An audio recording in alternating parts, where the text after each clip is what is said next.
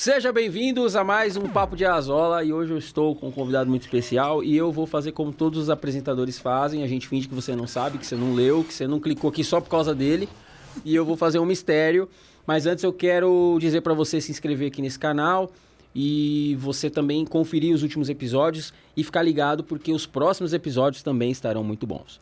E hoje eu estou recebendo aqui com muita alegria um brother que Deus me apresentou aí. E eu fiz até um cafezinho pra ele aqui. Eu não, minha esposa, né? Tem que falar. Bom, bem lembrado. Minha esposa fez um pilãozão velho de guerra aqui, porque eu sei que ele gosta de café. E nós vamos falar de tudo que der tempo, porque eu já tenho futebol e eu sei que futebol é sagrado. Mano, PG. Mano. Boa tarde, bom dia, boa noite. Não sei qual horário que será. À noite. Estará, é boa noite. Estamos não, ao vivo. Horário, porque cada hora um assiste no horário que quer, né? Não tem mais isso. E estamos aqui hoje... Né? Previamente uniformizado e nós não combinamos. Não, eu vim de propósito, porque eu sei que ele é um corintiano bom. Chato. Falei, vou honrá-lo com essa mensagem de fé. Aí trouxe aqui. Realmente estamos vivendo pela fé ultimamente. Tá.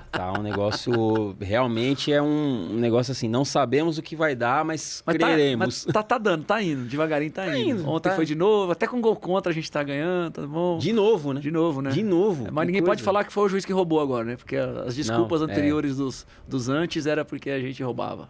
Mas amém. Mas isso aí... É um prazer estar aqui, viu, mano? De verdade. Obrigado pelo carinho. Mano. E estamos aqui para falar de futebol, de música. Vamos falar de tudo aquilo que você não quer falar. Tudo que eu não sei falar, mas eu tô aqui para falar. Tudo que você não quer falar. Eu não sei que vocês me chamam para fazer esse negócio, eu já falo para as pessoas que eu sou ruim de falar, mas beleza. Tudo bem. Não que eu falo pouco, eu falo muito, esse é o problema. Eu falo muito do mesmo. Tá e ó, nós viemos hoje aqui estrear a canequinha, porque nós falamos assim, mas vamos servir um café. Servir um café pro cara aqui. E tem café, hein? Tem que ter um rolezinho. Não dá pra ver não, mas tá aqui, ó. Que é café mesmo, rapaz. Beleza. O meu não tem nada. O meu é só pra enfeitar aqui. Ouvi o barulho pro cara ver que eu tô tomando café. Mas enfim, a gente tava já conversando aqui há bastante tempo sobre várias coisas, né? E já que viemos assim, sem combinar, né? Você que não é corintiano, me desculpe, mas aguenta um pouquinho, né? Vamos falar um pouco... amamos do mesmo jeito, não é? Sim, claro. Precisamos dos outros para Deus sermos... é fiel e justo para perdoar. A minha pergunta é o seguinte... Você tem ido em estádio aí na arena? Você já estádio, né? No estádio, o estádio, o único estádio, arena, né? Arena. Agora arena, estádio, enfim, lugar lá onde os caras correm. Mas você costumava frequentar? Eu tô tomando como parâmetro o que eu vi. Então eu vi você indo algumas vezes na arena e eu gosto muito de estádio. De um modo geral, assim, se eu visitar uma cidade e eu tiver um tempo para ver um jogo qualquer no estádio, eu gosto de ver. Eu gosto de... Não sei, tem alguma coisa nos estádios que eu gosto. Eu gosto. Você já frequentava antes? Você costuma ir? Eu jogava futebol, né? Tô ligado. Já contei isso pra galera, você já sabe disso, mas talvez alguém ainda não conheça um pouco do meu testemunho. Eu joguei futebol durante 5 anos, assim, ininterruptos. Dos 10 aos 15 anos, até meu pai falecer, eu jogava futebol. Todo dia eu treinava, porque eu jogava no clube onde eu treinava, que era o Batatais, a cidade onde eu morava. O Batatais, inclusive, disputou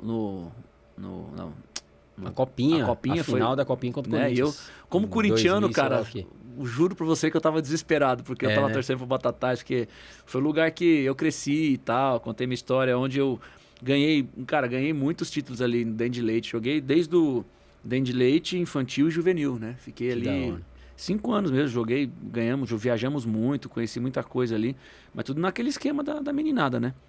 Era federado naquele, então eu sempre ia, tava no estádio, jogava, apesar, né, de ser coisa do interior, mas eu tava toda hora em estádio, adorava estar em estádio. Você se sentiu representado por eles lá? Tipo assim, muito, poderia ser eu ali em algum momento? Muito. Cara, eu me senti representado pelo Cocito, né? Porque o Cocito que foi campeão pelo Atlético e pelo Corinthians, e o Corinthians, inclusive, até teve aquele rolo dele com ele lá, que acabou saindo do Corinthians e tal, mas o Cocito jogava comigo. O Cocito era volante do time que eu jogava. Né? Nós somos da mesma época, né? E eu fui descobrir agora, comecei a fuçar e descobri que ele e o pai dele hoje, o pai dele é o presidente do Batatais. Ah, é? É. E ele ajuda a galera das categorias de base, inclusive. O Cocito tem um trabalho e tal. Ele parou de jogar e tal. Você lembra do Cocito, obviamente, o volante que jogou no Corinthians. Foi campeão pelo Atlético Paranaense.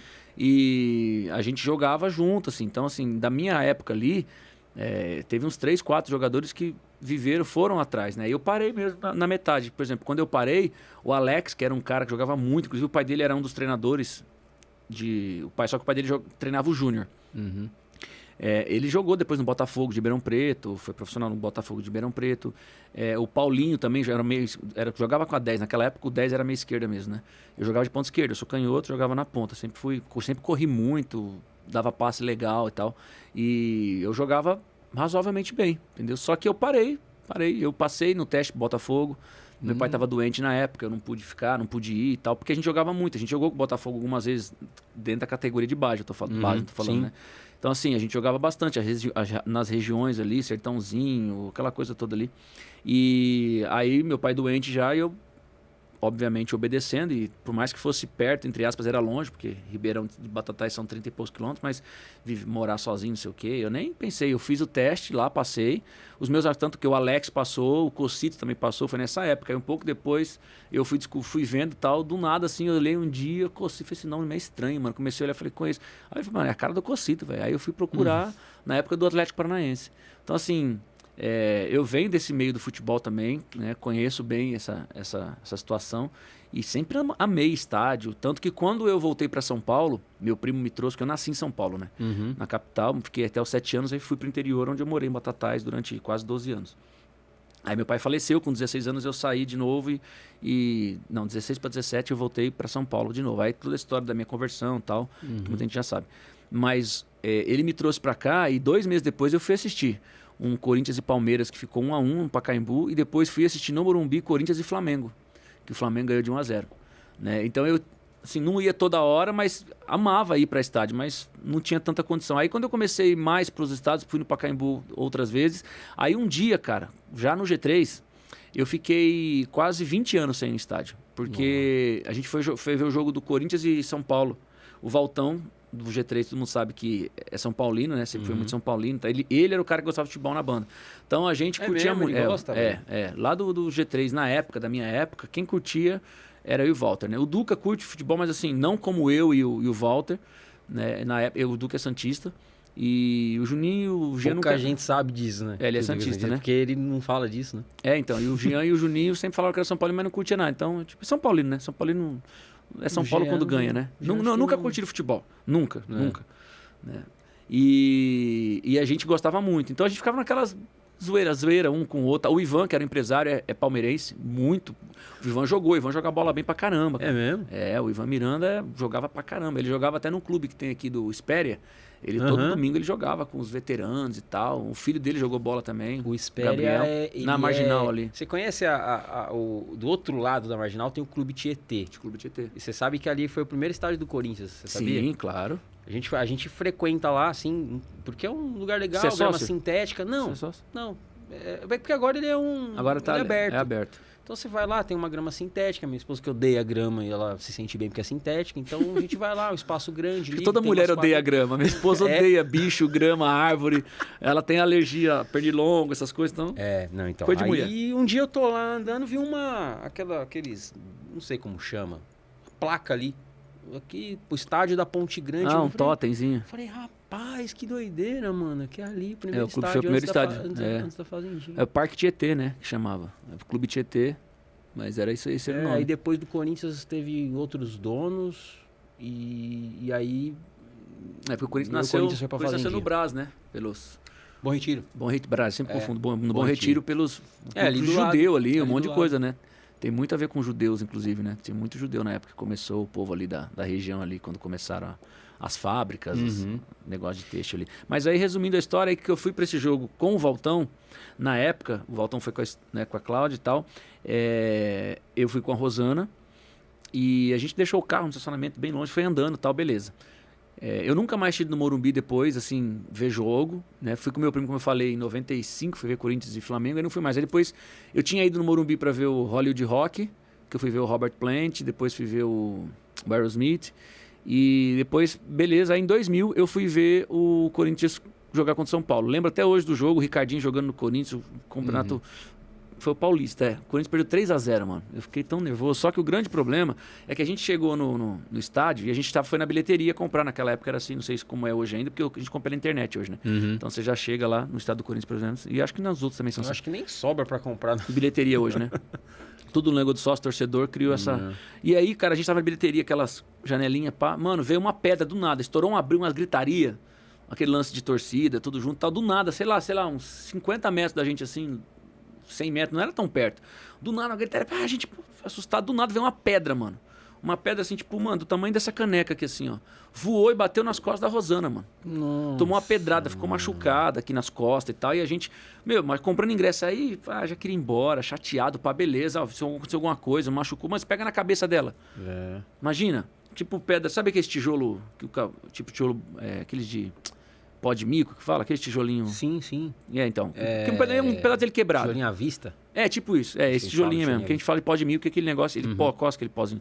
Cara, nas costas dela, pá, veio de alguém, alguma briga que estava rolando ali, um tijolo veio, mano, mas pegou nas costas dela, mano. Aí a gente desanimou. Aí aqui foi ver o jogo, mas daquele dia em diante, mano, eu nunca mais fui pra estádio assistir nada assim, tipo, em relação ao... Não é pelo Corinthians, por time, por nada. Eu desanimei de estádio. Entendeu? Não ia mais pra ver futebol. Falei, mano, eu não vou ficar nessa discussão, nessa briga e tal. Aí depois de um tempo, em 2017, eu fui tocar em Chapecó. Quando foi que aconteceu o acidente com o Chapecoense? Foi em 2016, não foi? 2016. Então, foi em dezembro de 2016, ou janeiro de 2016 para 2017. Foi em dezembro de 2016. Acho que foi dezembro. Isso. Aí em 2017, no meio do ano, a gente foi tocar em Chapecó. E o Chapecoense estava jogando. Já tinha voltado a jogar, tal, alguma coisa assim, e foi jogar contra o Santos, estava no Campeonato Brasileiro 2017. E aí o cara que levou a gente, ele é sócio do Chapecoense. Aí a gente foi a primeira vez depois de anos, sei lá, então, falando de 15 anos, que eu voltei a um estádio. E aí eu tive aquela sensação, porque como não é um estádio... assim, igual essas arenas de hoje, um estádio mais antigo, eu me senti na época do Batatais, que eu fiquei na geralzona, tipo, arquibancada de cimentão, sentar mesmo no cimentão, comer os amendoins, pipoca, tipo, sabe? Tiozão, tipo, você já joga o amendoim estádio, no seu colo, não, assim. O estádio não tava cheio, tipo, tinha uma galera, porque o Chapeau, por tudo que aconteceu, né, a Chapeau, a galera tava indo pro jogo pra caramba. Então, assim, a gente tava sentado naquela geral, assim, e logo na frente era grade. Então, a gente, depois, o cara começando a brigar com os caras na grade, a gente foi pra grade, ficava olhando o jogo da grade. E eu lembrei muito de como era o futebol antigamente, que era assim que a gente via, né? Tipo, não era esse negócio todo meio teatro, né? Porque a gente meio... Parece que não, mas é um negócio meio... Né, o banquinho ali, apesar que tem... O último jogo que eu fui do Corinthians lá, eu passei raiva. Tinha um bêbado na minha frente lá, que o cara não deixava eu assistir jogo dele nenhum. Você paga a cadeira e, sem noção, fica lá em pé na tua frente. Aí pra você não arrumar discussão, briga e tal, você fala, mano, ajuda ele. Aí o cara cigarro cai no chão o cigarro. Falou, meu Deus do céu. E eu fui com um amigo meu. Corinthians. Mas acho que qualquer bêbado em qualquer lugar é bêbado, mano. Não tem jeito, não. E aí eu falei, caramba, mano. Não é aquele jogo desesperador contra o Guarani lá pra ir pra semifinal do Paulista. Mano, não era bom não ter passado. Aquele pênalti, ai meu Deus do céu. Mas foi assim, então assim, contando toda a história, eu gosto muito de estádio. E voltei agora, depois desse tempo todo. Um amigo meu que é muito corintiano, o Rafa, que trabalha com a minha filha lá no musical do Radassa, e ele já estava indo, né? Ele falou, vamos, foi, pô, cara, fica meio assim e tal. Aí convenci a Rosana e a Radassa, né? Obviamente esposa e filha, respectivamente. Aí consegui e convenci e fomos. Elas foram um dia, curtiram a Radassa, mano. Um dia que a gente foi assistir o jogo, foi assistir o Santos, que empatou em 1-1.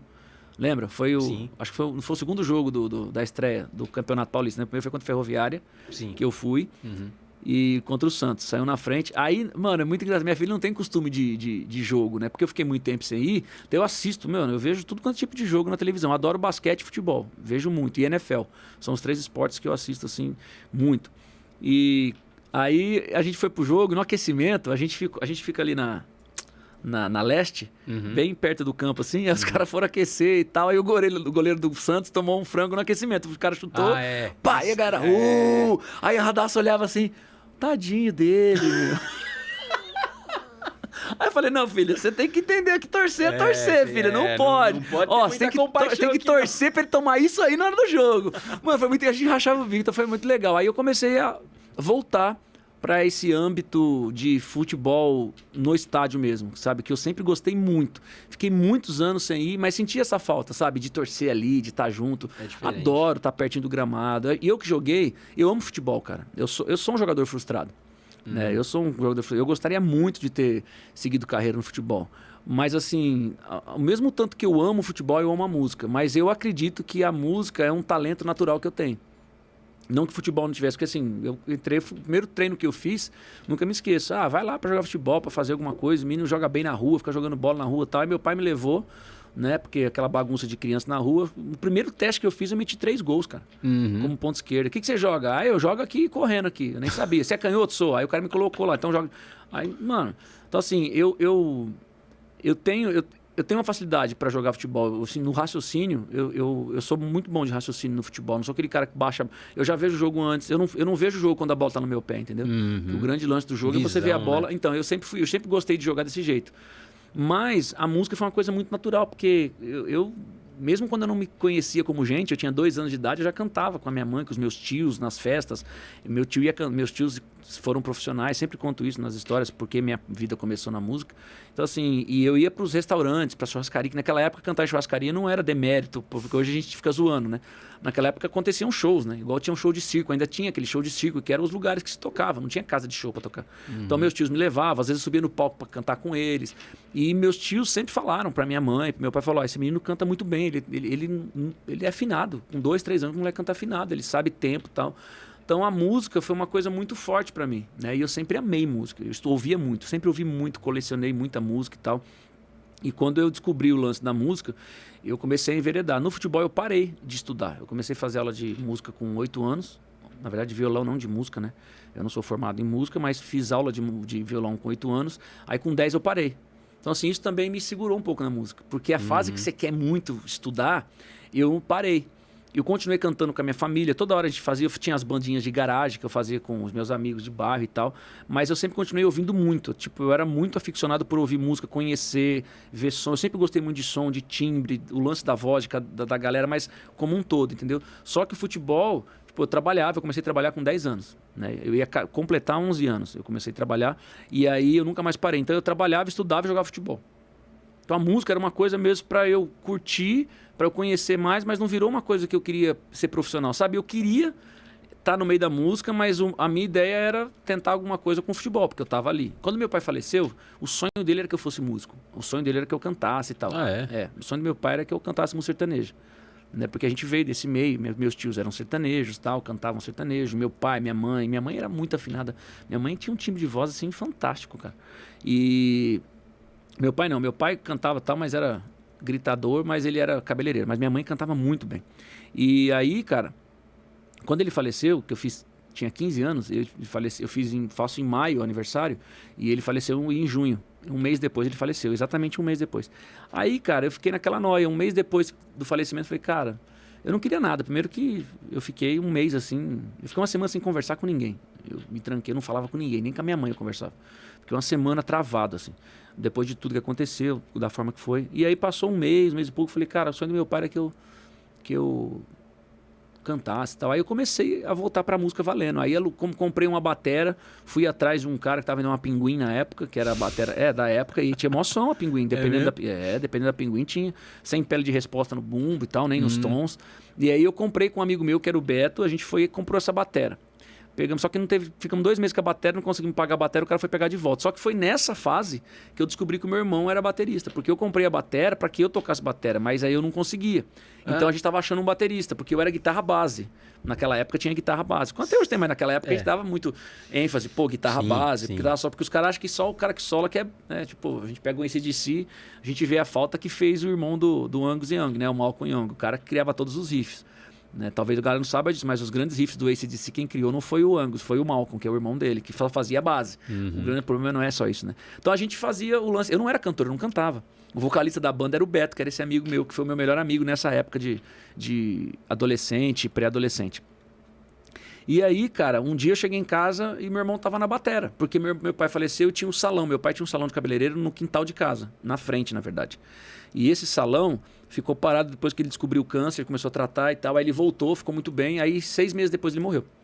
Então, nos últimos 2 meses de vida dele, aquele salão ficou fechado, tava ali na frente, nossa casa era no fundo. E aí a bateria ficou ali, nesse tempo que eu comprei essa bateria durante esses 2 meses. E nesses 2 meses, o meu irmão ficava lá tocando bateria. Um dia eu cheguei do trampo. Do nada, né? Do nada. Tipo, só... Não, coisa de criança, né? Coisa Tipo, de criança. Uma bateria, vou tocar. Eu não sei nem como, mas eu vou. Eu tinha 15, meu irmão tinha 12. Meu irmão é mais novo, 3 anos. E aí...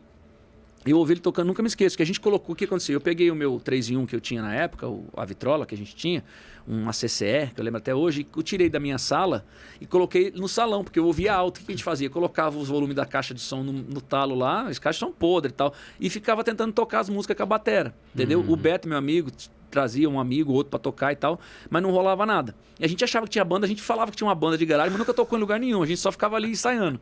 Aí um dia eu cheguei em casa, meu irmão tava com o disco do Whitesnake, não, do Aerosmith, aquela música What It Takes, que é do disco Pump. E eu cheguei, eu tava ouvindo barulhão alto no salão, falei, caramba, mano, eu tô ouvindo música alta, quem tá tocando bateria? Cheguei, era ele, mano. Ele nunca tinha tocado bateria na vida, nunca tinha estudado, tocando a música em cima do disco certinho. É uma balada e tal, falei, caraca. Aí ficou, aí ele começou a engajar nesse negócio. Aí depois a história vai contar lá na frente, aí ele virou batera realmente, tocou com a gente até no G3, tocou comigo, tocou no Dose Certa, que foi a primeira banda dele aqui e tal. Aí ele começou a tocar lá no interior, ele começou, nunca fez aula, ele não tinha batera. Aí tinha uma dupla sertaneja no interior que tocava muito nas festas da cidade em volta ali, e aí o dono da banda tinha uma batera, ele ficava ensaiando na batera do dono da batera e depois ia tocar à noite nos shows com o cara. Assim, meu irmão nunca fez aula de batera, nunca. Como eu também nunca fiz aula de canto. Né? A gente é das antigas e foi descobrindo que a gente tinha o talento, o dom, não sabia a gente não sabia como identificar isso, né, com o termo certo da palavra, mas aí depois de um tempo, óbvio, com amigos, internet, foi vindo, a gente foi descobrindo algumas coisas que a gente já fazia, que eram certas, outras que a gente precisava melhorar ou mudar. Eu fui fazer aula de canto, assim, aprender o que eu estava fazendo em 99, no acústico ao vivo já do G3, que eu conheci um grande amigo, que virou um grande amigo, que é o Andrés Rescassen, que é um baita professor de rock, de canto popular e tal. Tem um mosquito querendo participar aqui da entrevista, mas ele já foi embora. Salve aqui. Porque ele não aguenta o gelado desse lugar, que tá muito gostoso, inclusive. E aí, mano, foi esse lance. Nossa, tá falando um monte de coisa, tudo a ver, mas tem tudo a ver com o lance do estádio, com futebol, porque a minha vida se cruza, assim, com o futebol, com a música. Pô, a galera fica me zoando. Poxa, mas você gosta de futebol? Mas você é corintiano, mas você é flamenguista. Eu falei, não, galera. Tipo, eu usei... Porque eu não tenho problema, mano, de verdade. Eu sou corintiano, sempre fui, mano, eu tenho uma foto em casa. É que eu decidi vir com a camiseta meia hora antes de sair de casa. Mas eu tenho uma foto que tá na internet. Se a galera quiser, procura no meu, se tiver paciência, vai procurar no meu Instagram. Eu não sei aonde, mas tem um tempinho para trás, tem uma foto que eu coloquei, por algum motivo, acho que do meu pai, que eu tenho uma foto em pé na rua, quente, descalço, com um camisetão do Corinthians grandão, que era do meu pai, que virou um vestidão quando o Corinthians foi campeão em 77, que eu tinha 1 ano e pouco, quase 2 anos. Meu pai me colocou na rua, meu pai era corintiano desesperado, louco, apaixonado pelo Corinthians. Então assim, eu sou corintiano, gosto do Corinthians, mas eu nunca fui retardado, entendeu? Tipo, eu sempre soube respeitar o meu limite. Eu sou corintiano, sei definir quando não tá rolando, ou tipo, pô, o outro time jogou bem, beleza, jogou bem, ganhou. Ganhar e perder faz parte da história. Né? Eu sempre fui, porque quando eu joguei futebol, mano, eu sou muito competitivo. Eu detesto perder, detesto. Mas eu tenho que assumir quando eu perdi, entendeu? Não é porque eu perdi que eu vou tratar o outro mal ou desmerecer se o cara jogou bem ou mal, independente. Então eu trago isso também como pro lado do torcedor, entendeu? Então eu nunca tive problema, de verdade. Eu já ganhei camisa do Palmeiras nos shows, que eu fui tocar, nunca me esqueço, no Mato Grosso, já com o PG e tal. A gente foi tocar, lugar lotado e o pessoal sabia e tal. Me jogaram a camisa do Palmeiras, cara. Aí veste. Eu peguei, vesti, coloquei. Falei, ó, obrigado pelo presente. Tirei na hora. Falei, ó, mas eu tô dando pro batera, pro Ivan, que ele é palmeirense. Tô, Ivan, de presente pra você. E dei pro Ivan, entendeu? Que tipo, isso não tirou o meu grau de corintianismo, dessas coisas todas. Eu sei que tem gente que às vezes não concorda. Pá, quer dizer, você tem a tua visão, mas eu, dentro de uma visão macro da vida, mano, eu acho que isso é tão pequeno, entendeu? Eu acho que isso é motivo de tanta bobeira. Então, assim, sempre fui muito torcedor, sempre gostei de torcer, sempre gostei de futebol e de música. Essas duas coisas sempre caminharam juntas. Mas foi a música que me fez chegar onde eu cheguei, né? Não sei se eu cheguei em algum lugar, mas estou aqui hoje através da música. Eu te fazer uma pergunta para zerar o assunto estádio, que todo mundo fala, né? Quem conhece a Arena e quem já foi no Pacaembu. Arena, Corinthians ou Pacaembu? Cara, como estádio, Arena. De verdade. A Arena é muito top, velho. É muito legal. Só que o Pacaembu tem um lado afetivo pros jogos. Pro corintiano, a gente ganhou a Libertadores ali, a gente ganhou vários paulistas ali. Depois você falar no Morumbi, a gente ganhou o primeiro brasileiro no Morumbi. Na verdade, a gente ganhou um monte de coisa no Morumbi, né? Eu nunca fui no Morumbi. Eu fui no Morumbi. Mas eu sei. O estádio é muito legal, mas, por exemplo... Você vê que é muito longe. E o estádio tem ponto cego. Eu já fui ver jogo, mas principalmente show. né? O show no Morumbi é legal. Por exemplo, a minha esposa, Rosana, ela foi ver Nickelback lá e depois foi ver Bon Jovi também. Com a minha cunhada, as duas foram.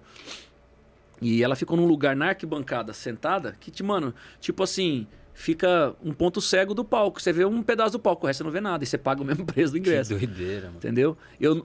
O Corinthians não tem show, né? Inclusive o legal é isso, é uma arena realmente pra futebol. Porque o gramado que vai ter, mano. não sei como é que tá. Mas, por exemplo, a arena do Palmeiras é um baita lugar pra ver show, cara. Eu fui ver vários shows ali. Eu fui ver David Gilmour lá, fui ver Aerosmith, fui ver Guns. Lá eu nunca Bon fui. Jovi teve lá. Eu fui no estádio antigo deles. Mas não, no Parque Antártico eu vi, mas tudo show. No Parque Antártico eu nunca fui ver jogo. Nunca. Fui ver jogo. Fui ver dois shows. Fui ver o Metallica em 93 e o Iron em 93 também. Fui ver os dois shows. Que meu primo me levava. Ele tem a loja na Galeria do Rock, sempre trabalhou com música. Eu fui trabalhar na loja com ele. Então ele ia para os eventos, conseguia, tinha muito contato e eu ia. Então assim, no Parque Antártica eu ia.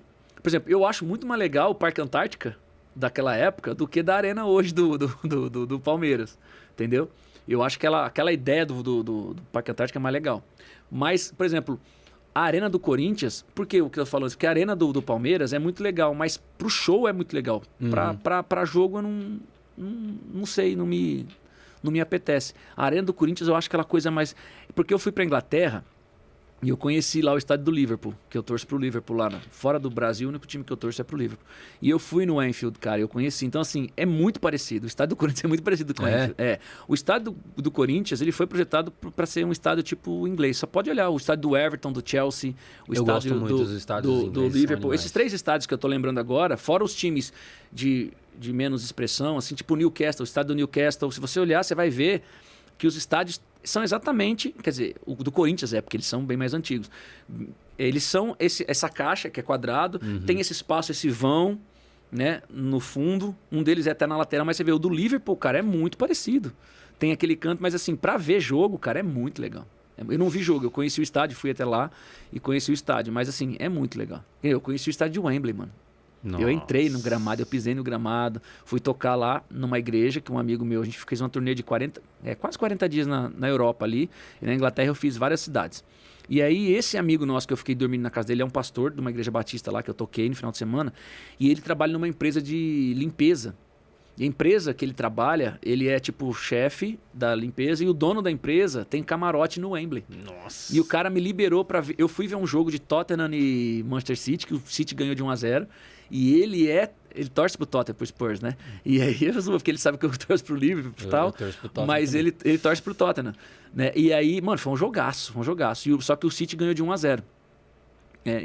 Até o Lucas tava jogando no Tottenham.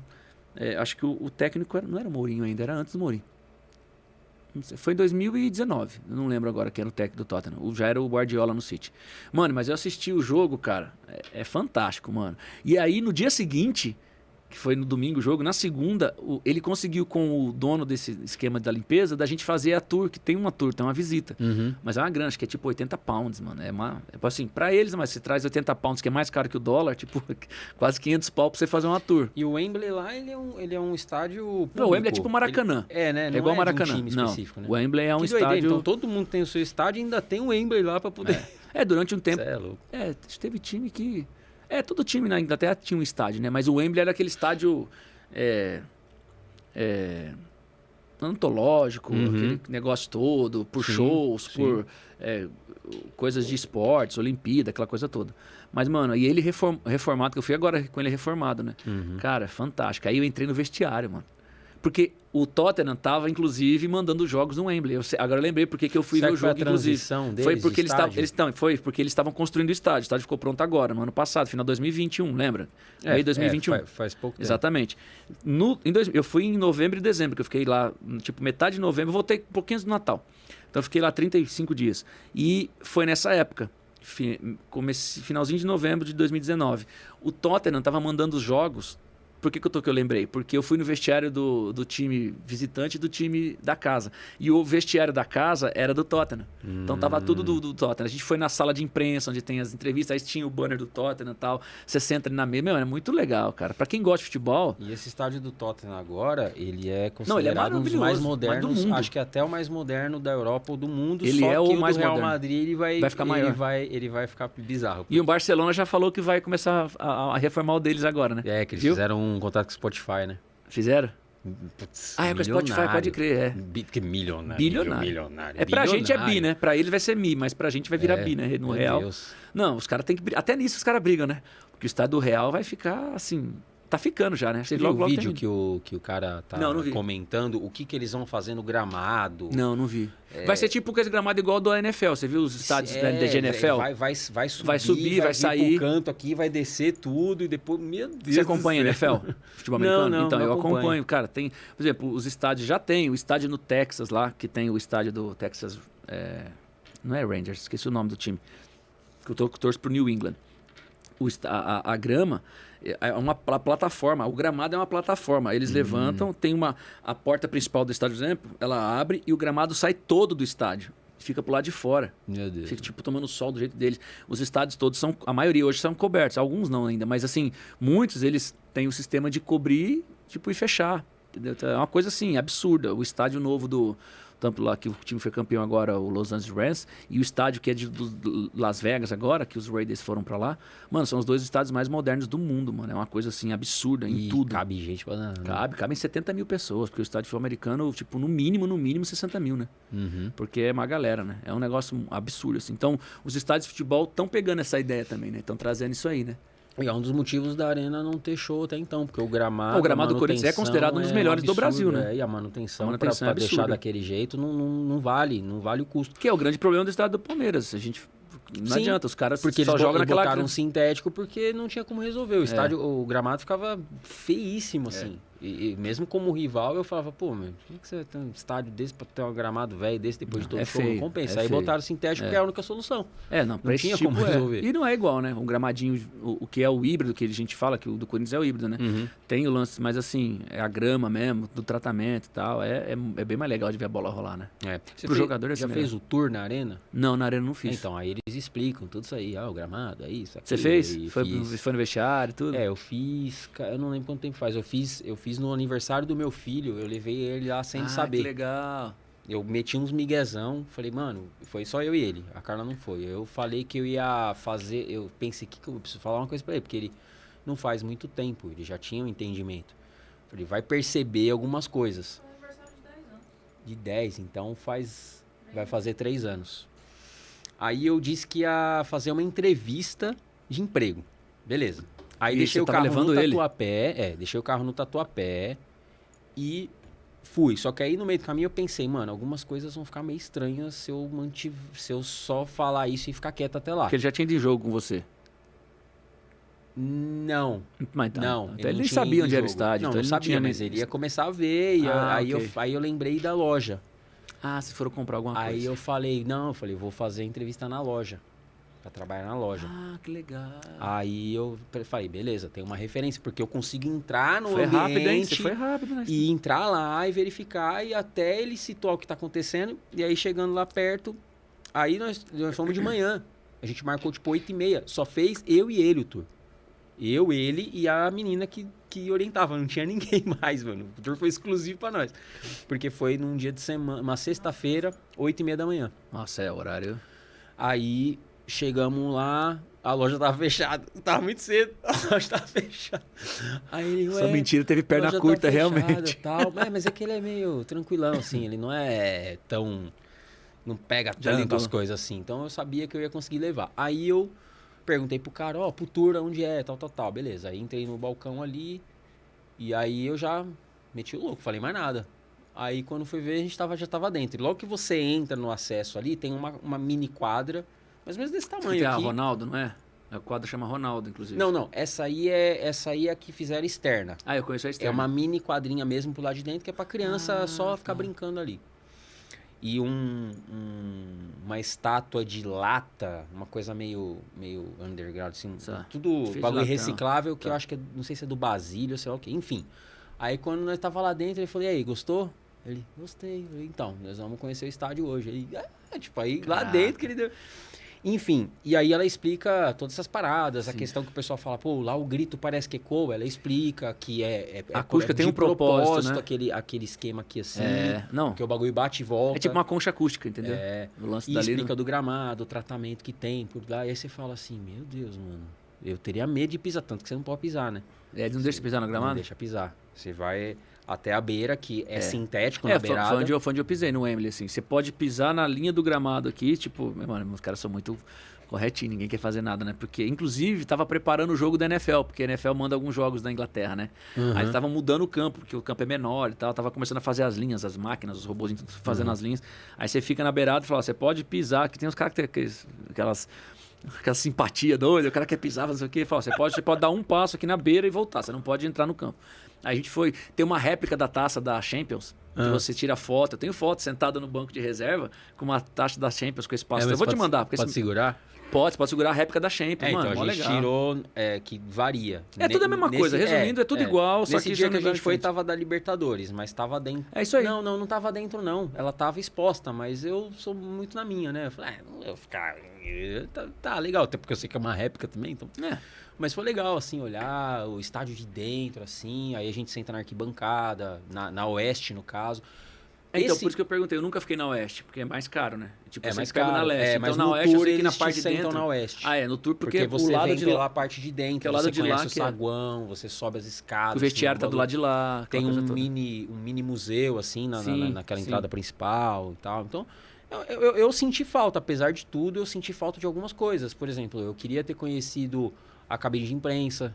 Não levaram? Por mais que não deve ter nada lá, que só tem quando a imprensa tá lá, mas eu queria poder ver de como eles vêm, aí não tinha. Depois eles mudaram o tour e eu não sei se nessa mudança, que era o Tour 360, eles divulgaram, mas eu não sei se nessa mudança acrescentou mais coisa. Pode ser, né? Mas é legal.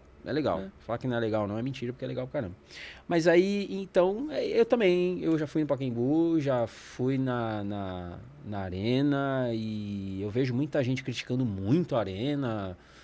Mas eu também entendo o saudosismo pelo Pacaembu, porque o Pacaembu também era um estádio bacana pra ver jogo. Pra ver jogo, Não era tão ruim de ver jogo. Sim, no tobogã era ruim, cara. O tobogã era meio estranho. Era ruim. Tudo bem que a Gaviões, depois de um tempo, mandava ali, né? Tipo, só eles ficavam no tobogã até pelo fato do cenário visual. Mas o tobogã não é legal de ver jogo, não. Mas era um estágio legal. Mas a Arena não tem como, né? O último jogo que eu fui com... Aí eu levei meu filho pra ver o jogo, o primeiro jogo dele, com meu irmão. Nós ficamos umas 5 cadeiras só de distância do campo ali. Eu fico assim, do lado do leste, é muito legal. Absurdo. Você vê os caras jogando ali. Pô. E eu gosto muito de ir no ginásio, porque eu acompanho futsal. Eu nunca fui no ginásio. Eu acompanho futsal e passei a acompanhar basquete. Eu não sou fãzão de basquete. Assim, assisto NBA? Não assisto NBA. Não tenho vontade de assistir NBA. Você assiste basquete? Mas eu acompanho o Corinthians no basquete. Passei a acompanhar, acho que uns 2 anos. Tava indo bem até, né? Só que aí depois...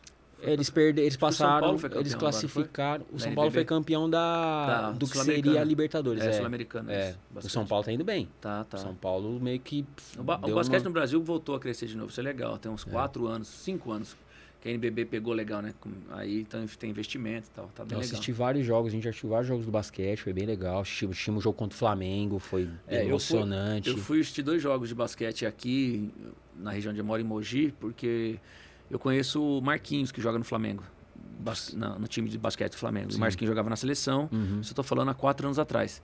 E aí a gente ficou muito amigo, ele é cristão e tal. A gente se conhece, cara, quando a gente morava no mesmo prédio, que eu casei em 99, e eu fui morar num prédio a gente conseguiu comprar um apartamento de 46 metros quadrados na época.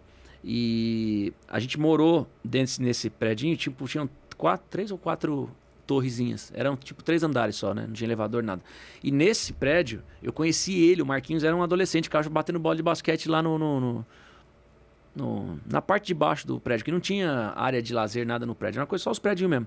Conheci o pai dele, que eles são cariocas, né? Na verdade, o pai dele, carioca e tal. E eu conheci, depois de um tempo, a gente se conheceu, porque ele conheceu o PG no G3 e tal. Passou um tempo, eu fui para um lado, eu já estava no G3, mas ele era novo, ele é mais novo que um pouco. Muitos anos depois ele veio, a gente conseguiu contato, tá, e falou, mano, sou Marquinhos, lembra de mim? Morava lá no prédio, não sei o quê. Mano, a gente se conheceu, a gente já se conhecia, tinha papo lá. Aí a gente começou a trocar muita ideia e tal, bater papo. Aí eu fui ver 2 jogos, um em São José dos Campos, Flamengo e São José. Inclusive eu apareci na Sport TV um dia torcendo lá pro Flamengo, porque eu tava torcendo pra ele. Tinha torcidinha, ele falou, mas fica aqui com esses caras, depois a gente saiu. No ginásio a gente aparece direto. Não, aparecia os caras, mano, te vi na televisão lá, sendo torcendo pro Flamengo. Eu falei, não, fui torcendo. Eu falo, mano, eu sou muito doido. Aí eu fui ver... os caras falam, tá vendo? Você é flamenguista. Falei, não tava com a camisa do Flamengo, eu tava sem nada.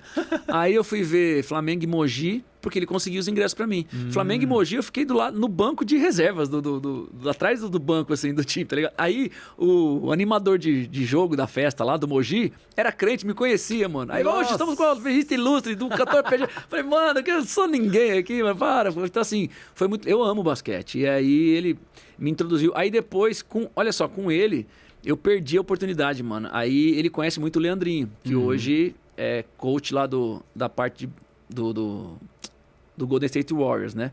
Ele faz parte da equipe de coach, de técnico. E aí, quando ele estava jogando ainda, eu fui para São Francisco com a minha esposa, há uns anos atrás. Ele ainda jogava e ele falou com o Leandro, ele falou, cara, consegui uns ingressos para você assistir Golden State e Miami Heat. O LeBron tava no Miami ainda. Caramba. E eu não falei, a minha esposa tinha marcado naquela, ela não é muito fã de basquete, na verdade não curte nada. Ela gosta do ginásio, que ela fala que a Wi-Fi é bom no ginásio. Ela gosta do basquete. Uma vez a gente foi assistir um jogo em Orlando, ela ficou falando isso. E aí, cara, eu não fui assistir, tinha ganho o ingresso do Leandrinho, falou, não, fala pra ele vir, pá, não sei o que, tal. Não fui. Aí depois, mano, o Nenê Hilário, que ficou famoso jogando no Rockets e tal, no Washington, o cara virou meu amigo também, porque sabem que eu gosto, me conheciam, falou, pô, te conheço da época do G3, mó fã, parará, se conversando, se encontrando e tal. Tipo, eu falo, vira e mexe com essa galera do basquete, mano, eu gosto muito do negócio do basquete. Eu passei a gostar um pouco mais, porque eu acabei acompanhando por causa do Corinthians, e aí você vai assistir ali ao vivo ali, é muito legal. É muito cansativo, velho, jogar basquete cansa demais, os caras... É bizarro. Os caras são bizarros. E que no Corinthians o basquete e o futsal, né, eles são gratuitos. Então é pra facilitar mesmo da galera aí. E pra incentivar a galera a começar a ir, né? Que acho que é muito legal. Mas você acompanhar tanto o basquete quanto o próprio futsal ali é bem Futebol legal, feminino, eu queria ter ido foi a final da coisa que teve agora há pouco tempo, foi da Supercopa? Das meninas, não foi? Eu queria ter ido futebol feminino, não consegui. Teve a Supercopa. Eu assisti na Fazendinha já. Feminino eu já assisti na Fazendinha. Não, mas teve um agora que ia ser no estádio. Então, eu acho que a última final que teve foi da Supercopa. Acho que foi isso mesmo. Foi no estádio. Passou até na Globo e tal. Aí foi Corinthians e Grêmio, eu acho. Eu não lembro contra quem foi. Eu acho que foi contra o Grêmio. O pessoal incentiva, faz um preço bem mais em conta, tal, que eu acho legal. Porque eles têm que fazer crescer. Tem que fazer. Se eles não fomentar o negócio, ninguém abraça, nada muda, mano. Mas é isso, nossa, papo aleatório, né? Mas acho que é legal. Aleatório. De A a Z. A gente já foi de A a Z só. Vai ter gente que vai falar assim, gente, o PG foi em um monte de lugar, ainda vai sair, né? Provavelmente vai ter mais lugar que você vai aí. Então, tem um monte de coisa. Você vai juntando, você assiste todos, você vai ter um grande punhado do PG. A gente tenta aqui caminhar por linhas aleatórias. Composições, mano. Eu vejo muita gente perguntando para compositores, como que é, tal. E as respostas são quase unânimes, assim. Tipo, não tem uma fórmula mágica. Eu me retiro 7 dias para um monte para compor. Tem quem faça algo parecido, mas normalmente não é assim. O Steve Vai fez. Né? A minha pergunta, na verdade, é assim, músicas... Você tem algumas músicas assim que você fala assim, putz, essas lembram momentos que foram... Tipo, talvez a música em si não seja... Ela em si não seja tão extraordinária, não necessariamente, mas ela carrega uma história, ela carrega ali um motivo, um pré ou um pós ou algo assim que você queira contar a história, mano, destacar eu tenho várias histórias, porque as minhas músicas, as músicas que eu canto, né, quando eu falo minhas músicas, necessariamente não são as que eu componho, apesar de 95% das músicas que eu tenho são minhas mesmo, ou sozinho ou com algum parceiro, né? Tanto na época do G3, como antes, inclusive, ou depois, nesses 18 anos de carreira solo. Mas, assim, a maioria das minhas músicas tem um propósito, tem um porquê, tá ligado? Foi de um momento que eu vivi, ou de uma fase, tipo, eu preciso compor músicas, eu preciso gravar um novo CD. Mas aquele momento de composição, tipo, eu tenho um ano para começar, para compor, depois produzir, depois arranjar, gravar, até entregar para gravadora. Isso tudo demora mais ou menos um ano, né? A gente fala assim, porque não é um ano... a gravação em si, gravar mesmo em 2 meses, você grava, edita, arruma tudo, tal, tá na gravadora, mas o processo antes é muito mais difícil até do que a própria gravação. Então tem várias, por exemplo, Deus Criador foi uma música que eu fiz no momento em que eu vi um testemunho de uma pessoa que na época eu até conhecia um pouco, mas tinha amigos que a conheciam, e eu tava com uma ideia de trazer alguma coisa realmente de uma cura que pudesse ser verdadeira na vida das pessoas em relação àquilo que a gente canta, mas não tipo assim, vou fazer uma música que vai falar, não, eu queria ter algo de perto. Já tinha feito isso, Autor da Vida, depois eu posso contar, mas falando especificamente agora de Deus Criador.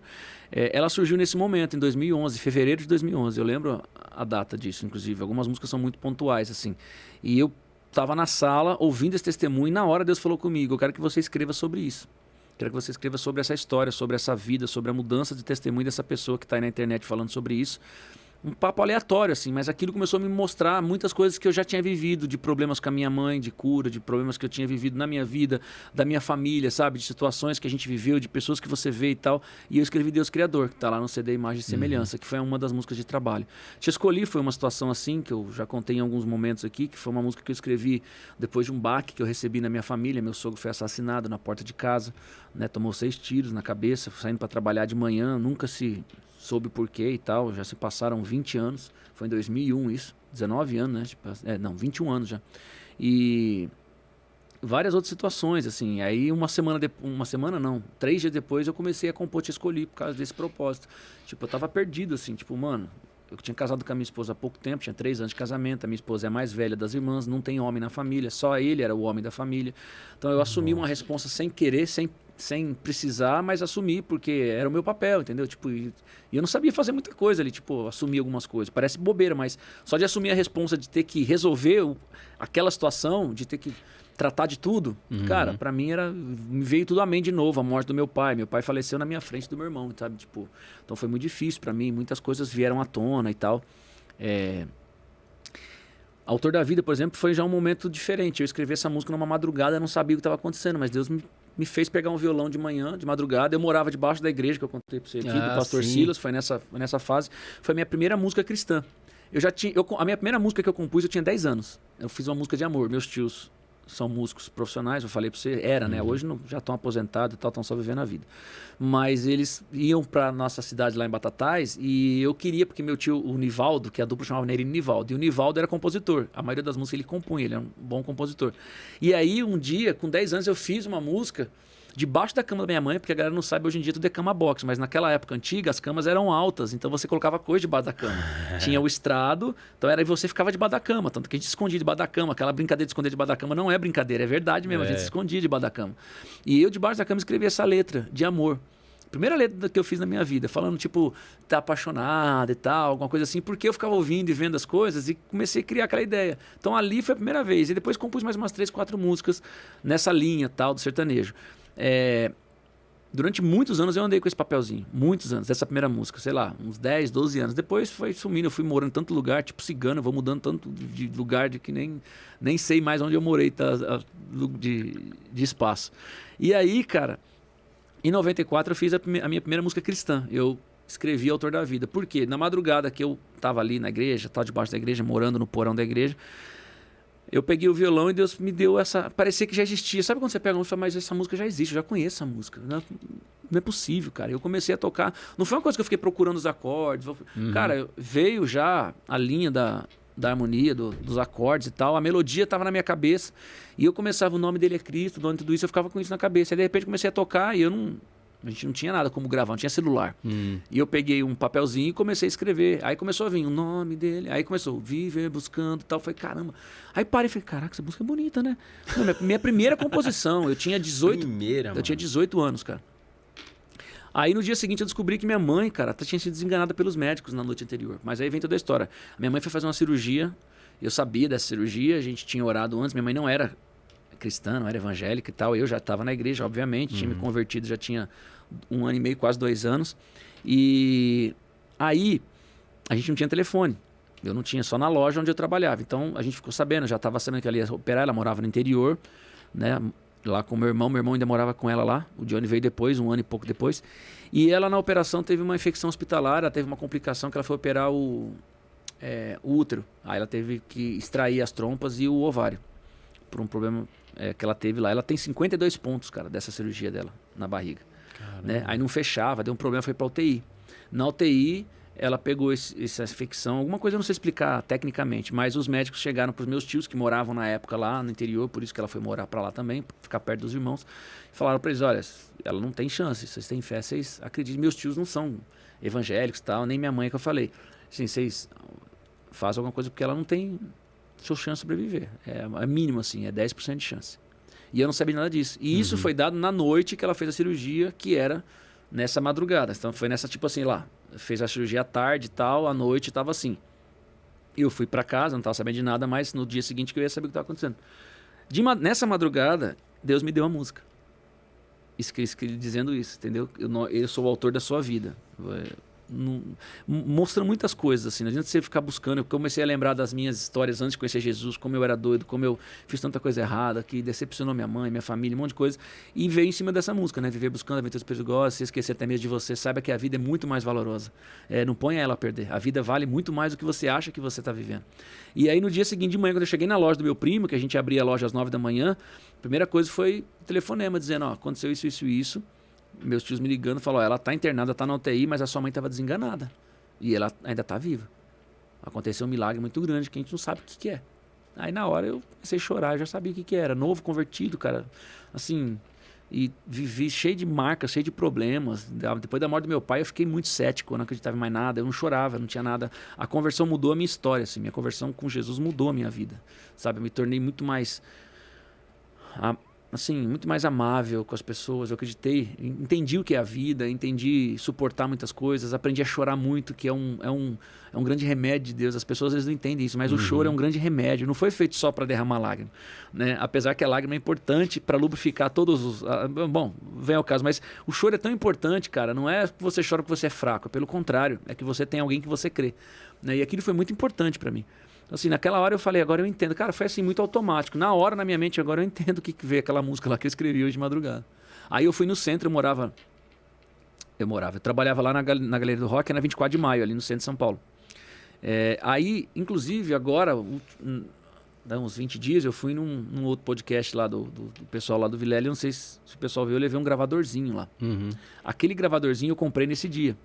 Eu fui numa lojinha que tinha lá no centro, que vendia esses gravadorzinhos de fita cassete, para poder registrar, porque eu não tinha como registrar a minha música, como gravar. Ela tava com ela na cabeça e a letra escrita no papel, só isso, mais nada. Aí eu fui, consegui comprar um gravadorzinho. Esses gravadorzinhos, o pessoal não conhece, não. Mas eu levei lá nesse pessoal, no coisa lá. Isso, levei para ele lá, deixei porque ele pediu um presente inútil para ele, mas que para mim era muito importante. Aquilo foi o meu início de composição, né? Aí depois naquele gravador eu tenho lá Sempre Mais, O Caminho, Te Escolhi, tudo músicas que eu fui fazendo, fui escrevendo, né? Tua Voz, dentro da época do G3. Depois no coisa tinha um monte, Face a Face, O Teu Encontro, Herói Oculto eu fiz todinho naquele gravadorzinho, depois fiz pro computador. Então assim, tem uma história. Aí eu peguei o gravadorzinho, cheguei em casa à noite, gravei o violão e cantando a letra da melodia que não sai da minha cabeça. E aí surgiu Autor da Vida. Então assim, tem várias histórias. Te Escolhi, que eu nem contei a história, mas foi aquilo, foi um momento trágico. Autor da Vida foi um momento que eu não entendi o que estava acontecendo, mas Deus estava me dando algo para mostrar, para falar assim, filho, eu tô cuidando o tempo todo. É bizarro porque foi a primeira, mano. Primeira de todas. Aí depois, dizer, aí tem... De repente ela veio, você tá, o que tá acontecendo aqui, mano? Aí você vai... E nem foi uma música que, tipo... Muito mundo acha que ela ficou famosa no G3, mas na verdade essa música já era do Corsário, né? Eu escrevi essa música em 94 e a gente levou pro Corsário. Eu levei pro Corsário, que era a minha primeira banda na igreja. Porque eu me profissionalizei na igreja. Quando eu comecei a tocar de novo, com 15 para 16 anos, com aquela banda de garagem que a gente voltou e tal, logo em seguida eu fui morar em uma outra cidade, onde minha mãe tem os familiares dela, que é Lucélia. Lá eu fiquei 1 ano. Lá eu piorei de vez. Lá eu fiei o pé na jaca com problema de bebida, de maconha. Mas é assim, muito mesmo. Todo dia eu tava bêbado, todo dia eu fumava maconha, eu fumava cigarro pra caramba. Eu era muito doido, né? Eu quase morri ali uma vez, que eu tive uma overdose alcoólica. Fui pro hospital, fiquei internado. Fiquei quase 2 dias internado tomando glicose. Meus médicos falaram pra minha mãe que tipo, foi por sorte, porque eu era muito novo, quase ia me perder. Mas imagina, minha mãe tinha acabado de perder meu pai, por causa do câncer e tal. Então assim, eu era muito doido, muito maluco, entendeu? Mas aí depois, quando eu cheguei na igreja e entendi o que estava acontecendo, mano, o que Deus estava fazendo na minha vida, o que estava mudando na minha vida, foi algo assim transformador, cara. Foi algo que mudou a minha história para sempre. Qual delas você vai tocar agora pra nós aí? Você que manda. Tocar, eu não sei se eu vou conseguir, não. Cantar, eu vou tentar. Precisa ligar aqui alguma coisa ou tá tudo no esquema? Você pode falar aí. Ó, tá saindo aqui, ó. Tá bom aí? Então, tá bom, vamos lá. Tá ok aí? Tá ok?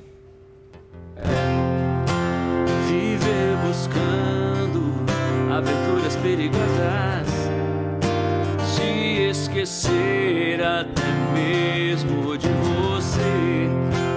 Saiba que a vida é muito mais valorosa e não a ponha a perder.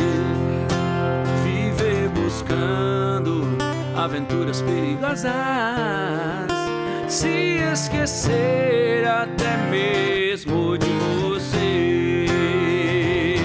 Pense, mas nunca pare de buscar quem te quer mostrar a verdade. O nome dele é Cristo, o dono de tudo isso que temos vivido. O nome dele é Cristo, o dono de tudo isso. Ele é o autor da vida.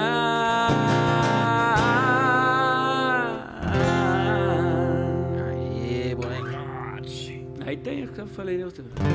Deus Criador, né? Que é Deus Criador, que me fez nascer.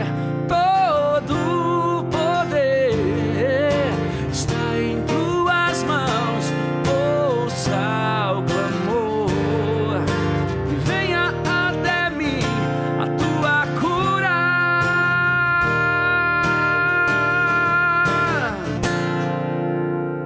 Eu gosto muito dessa letra, cara. Essa letra é muito bonita. Tô contando uns pedacinhos só pra não ficar tomando tempo. A afinação tá normal? Não, é um tom abaixo. Um tom abaixo, né? É. Todos os meus instrumentos, desde 94, são um tom abaixo. Mas dá um negócio diferente, eu né? gosto, fica mais bonito. Ó. Sol. São acordes que eu componho muito. Lá, Sol, Dó, Ré. Eu adoro um Rézão aberto. Entendeu? Pra fazer isso aqui, ó, pra fazer esse Sol aberto aqui tem que tocar em...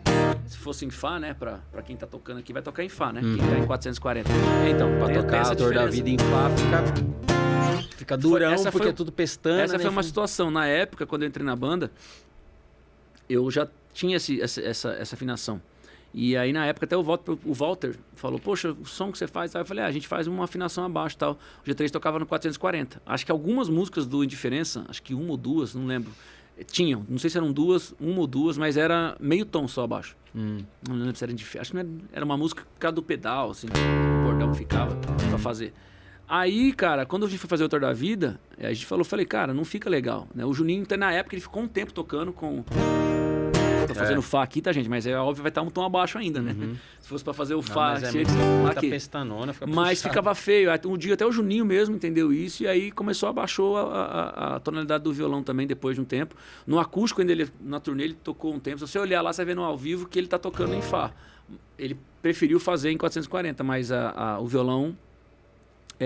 a gente já tocava... Eu, por exemplo, no violão do meu primo lá já tava um tom abaixo, que eu usei. Então, eu sempre usei um tom abaixo, a afinação, sempre. Por quê? Desde 94. Porque eu achava bonito, eu gostava do timbre. E eu descobri isso com King's X, que é uma banda que eu amo. Né? E eu ouvia muito King's X, que era um trio, porque o Corsário era um trio, a gente se inspirava muito em King's X, Mr. Big, Dr. Sim. Dr. Sim também tocava músicas com um tom abaixo, meio tom, mas nem era por causa do Dr. Sim, porque tinha muita afinação padrão 440. Mas o King's X, a grande maioria das músicas eram tudo um tom abaixo, para deixar o bordão em Ré, entendeu? E ficar esse som legal que você faz, né?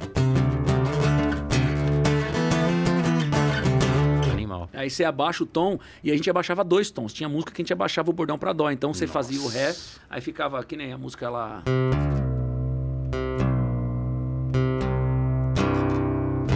A música 7 do meu CD7. Senhor, exaltado tu és, exaltado tu és. Como é que é? Pra ti eu sei... Não, você nem lembra a música mais, mas é o Rezão. Ficava então você... A gente usava isso na ideia. Aí quando eu entrei pro G3, depois de uns meses, eles acabaram achando legal a ideia. Foi mais difícil, porque músico, principalmente, quando tem esse negócio de afinação, é difícil pro cara acostumar, não acostumar a tocar em si, que já tem que mudar algumas coisas, mas o lance do tempero do instrumento, a pegada, aquele monte de coisa. Mas se você vê depois tanto que a música Quem com o Juninho já é com é um tom abaixo. A música Quem já é em Ré nossa, né? Seria em Dó para quem toca 440.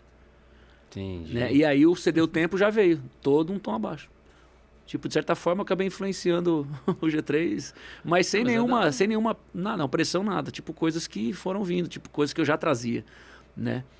Eu era mais barulhento e mais pesado que o G3, galera. Apesar dos fãs haters acharem que não, mas eu sempre fui mais pesado que o G3. Depois o G3 ficou pesado. Mano, você tocava sem camisa? Eu tocava sem camisa, de bermuda, que era a única bermuda que eu tinha pra fazer show, mano. Aquela minha jeans. Se você olhar... E camisa porque você não tinha? Ou... Eu tinha duas pra tocar. Uma que era de Jesus e uma outra preta e tal. Aí Jesus pediu de volta. Mas a gente, quando ia tocar alguns vídeos que a galera vê, que nem aquele vídeo que ficou famoso, não, mas rodou a internet, foi um evento que a gente fez evangelístico lá no Paraná. Não me lembro, não foi Curitiba, foi uma outra cidade agora. Londrina. E aí o pastor me incentivou, que o pastor era muito doido, o pastor líder que fez o evento, né? Ele, não, tem que fazer, porque o Corsário, que ele conhecia o Corsário, porque a gente ficou conhecidinho nesse âmbito da Renascer, das igrejas que levavam a gente e tal. E não, tem que fazer mesmo, faz o show mesmo sem camisa, tem que chocar a galera pra chamar o evangelismo. E a gente entrou, mano, e a gente tocou, e eu adorava. Tipo, mano, só que os caras vinham falando de Jesus, pregando e tal, mas sem nenhum gesto obsceno, não estava ferindo ninguém, entendeu? E a gente fazia o que a gente amava, mano, é o nosso som, rock and roll, os caras piravam, até as bandas antigas, a gente tocava o Corsário, mano, os caras ficavam tudo vendo a gente, Cats Barneia, G3, os caras, Resgate, se você olhasse nos palcos, é que a gente não tem muitos esses vídeos, mas na Lins, principalmente, a gente ia tocar, os caras ficavam tudo no cantinho no palco antes deles tocarem, que a gente normalmente abria, ficava tudo vendo a gente tocar. Porque era legal, o Corsário era mó som. E o Harley, que foi guitarrista do Corsário depois, quando a gente realmente ficou mais conhecido, porque o primeiro guitarrista foi o Daniel, que foi o cara que escreveu Necessário comigo, né? Necessário também é minha. Na verdade, é mais dele do que minha, né? Eu ajudei a escrever o refrão e algumas coisas da harmonia. Mas aí depois ele saiu, ele ficou um ano com o Corsário, ficou no 94 todinho, quase meio de 95 ele saiu e o Harley entrou. A gente conhecia o Harley da época que ele tocava com a Soraya Moraes, né? Que ele era guitarrista da banda da Soraya. Que tem acho que é o primeiro sucesso dela, solo, se eu não me engano, é dele. Parece que sim. Que eu esqueci o nome da música eles escreviam juntos lá. Na época o Marcão... volte pra mim sobre as nuvens dos céus. Eu não lembro o nome da música. Tinha um solo de guitarra. E aí eu pesquisando, eu falei, ué... Aí eu soube quem ele era, porque depois ele tocou no Cats Barneia. Aí por causa disso. Porque como a gente tocou no Corsário e porque a gente abriu o SOS 95, aquele SOS que o Guardian veio, o Brad já estava vindo já há 2 anos, e aí a gente já ganhou um festival na Rádio Manchete, das bandas novas, quem ganhasse o festival, quem ganhasse assim, o concurso, não era festival, quem ganhasse o concurso, que não foi tocar, a gente tinha que gravar uma música, a gente gravou Autor da Vida Necessário. A gente foi pro estúdio, a gente ia lançar um CD na época, com 8 músicas, mas a gente não teve dinheiro para pagar. A gente foi pro estúdio, gravou as guias, fizemos as bateras a gente gravou valendo, só que não tinha mais dinheiro. E o cara do estúdio era amigo nosso, só que falou, mano, não dá pra fazer. Tudo em ADAT e tal, e a gente decidiu, pegou um dinheirinho de cada um que a gente tinha ali do nosso trampo, e nós terminamos 2 músicas, que foi Autor da Vida e Necessário. A gente finalizou essas músicas, a gente gravou, mixou e tal. E na 95 teve eu ia falar de novo festival, teve como é que é o nome que eu acabei de falar aqui, concurso das novas bandas que ganhassem abririam o SOS da Vida de 95. Em 94 uma banda já tinha feito isso, que foi o Crafting Hair.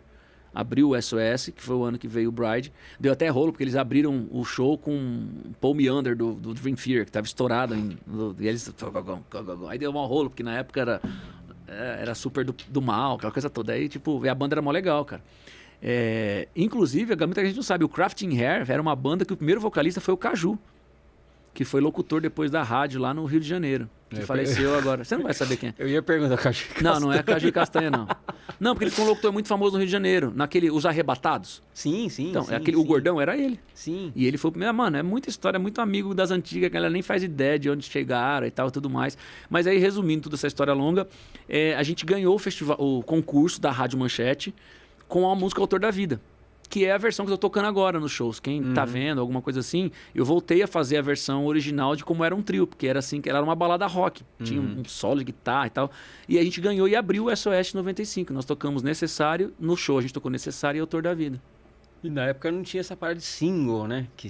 Não existia. A gente tocou a música e aí ficou com essas 2 músicas, cara. Ficaram essas 2 músicas e aí entrei no G3. O Valtão gostava das músicas. O Valtão sempre gostou muito do Corsário. O Juninho também achava legal, mas o Valtão sempre gostava muito, que ele gostou muito de hard rock e tal. Nossa banda era um hard bem pesado. Ele gostou e tal. E ele falou, poxa, eu queria muito que a gente gravasse. Você libera? Eu falei, mano, Eu, um menino novo também, tipo Libera, nem sabia que era Libera. A música era minha, mas não tinha nem registro a música.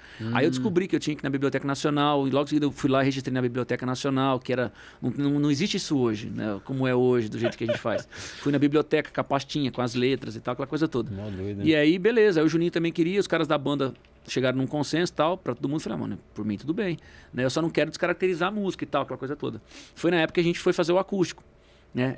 Ela ficou com a mesma identidade dela, só que a gente levou ela pro acústico, porque a gente imaginou que ela poderia ser a música de trabalho.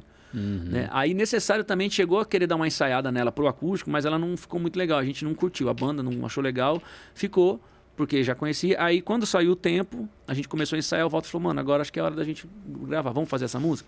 A gente fez, ela era diferente, ela tinha uma frase de baixo e guitarra junto, ela era bem meio Dr. C mesmo, tipo, eram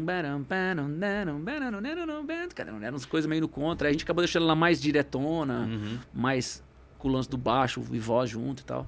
Aí foi indo, cara, foi assim que rolou os negócios da...